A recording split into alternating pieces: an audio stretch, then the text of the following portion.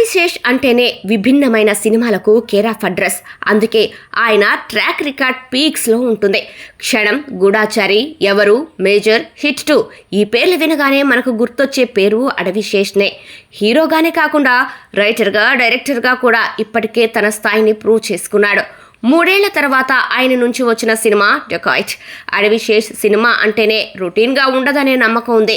ఇక ఈ సినిమా విషయానికి వస్తే స్క్రీన్ ప్లే కాస్త స్లోగా అనిపిస్తుంది. క్లైమాక్స్లోని ఎమోషనల్ సీన్స్తో కథనాన్ని ముగించిన తీరు మెప్పిస్తుంది. అడవిశేష్ తన మార్కు నటనతో ఈ సినిమాను భుజాన వేసుకున్నాడు. 2 విభిన్నమైన గెటప్స్లో అదరగొట్టాడు. సినిమాలో మృణాల్ది బలమైన పాత్ర. సరస్వతి పాత్రను మృణాల్ తనదైన స్టైల్లో చేసుకుంటూ వెళ్ళిపోయింది. లాజిక్స్ పక్కన పెడితే మేకింగ్ అండ్ టేకింగ్ పరంగా దర్శకుడు సక్సెస్ అయ్యాడు. భీమ్ సిసిరిలియో సంగీతం సినిమాకు మరో ప్లస్ పాయింట్. ఓవరాల్గా dacoit different action love story అని అభిమానులు అభిప్రాయం వ్యక్తం చేస్తున్నారు.